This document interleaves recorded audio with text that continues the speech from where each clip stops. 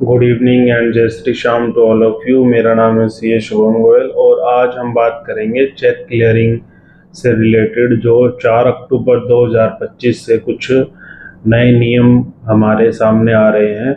Reserve bank of India ने जो हमारा करंट जो चेक क्लियरिंग सिस्टम था, जिसे हम batch based cheque clearing system बोलते थे, उसको चेंज करके एक नया सिस्टम लेके आए हैं जिसको बोल रहे हैं अभी continuous clearing with settlement on realization system. Continuous clearing with settlement on realization system, ये 2 फेज में आएगा, फेज 1 और फेज 2। तो फेज 1 अभी आएगा 4 अक्टूबर 2025 से।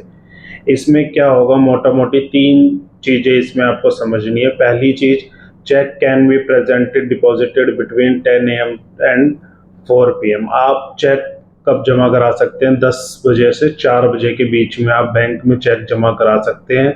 The Drawee Bank must respond confirm or reject by 7 PM of the same day। जिस bank में आपका चेक लगना है वो बैंक आपको जैसे मान लीजिए आपने सुबह 10 से 4 बजे के बीच में चेक लगाया तो 7 बजे तक ड्रॉवी बैंक कंफर्म करेगा, मतलब कि जिस बैंक से वो पैसा डिडक्ट होना वो कंफर्म करेगा, उसको रिस्पॉन्ड करेगा, कंफर्म करेगा चेक को क्लियरिंग के लिए या रिजेक्ट करेगा।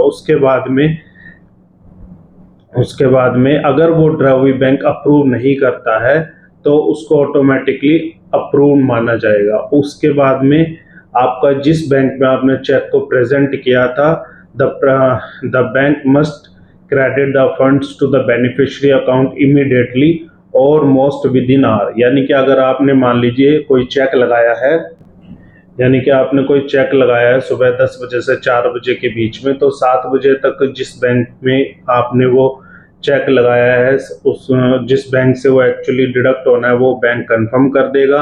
उसके बाद में जिस बैंक में आपका अकाउंट है जहां पे आपने चेक जमा करा था, ये और उस बैंक को 7 बजे के बाद में +1 आवर यानी कि 8 बजे तक आपके उस अकाउंट में पैसा क्रेडिट करना है। यानी कि आपका 1 दिन के अंदर चेक क्लियर हो जाएगा।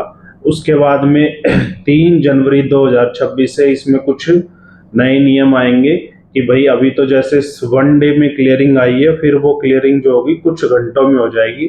तो जनवरी में जब नया सिस्टम आएगा तो मैं आपको दोबारा अपडेट कर दूंगा। इसके साथ साथ में इसमें आपको एक चीज ध्यान रखनी है कि भाई क्लियरिंग तो होगी लेकिन ये सब चीजें फिर भी रहेंगी। कौन कौन सी चीजें, लाइक आपका चेक करेक्ट होना चाहिए, सिग्नेचर में कोई इश्यू नहीं होना चाहिए, सफिशिएंट फंड होना चाहिए अकाउंट में। तो ये चीजें आपको ध्यान रखनी है। Thank you.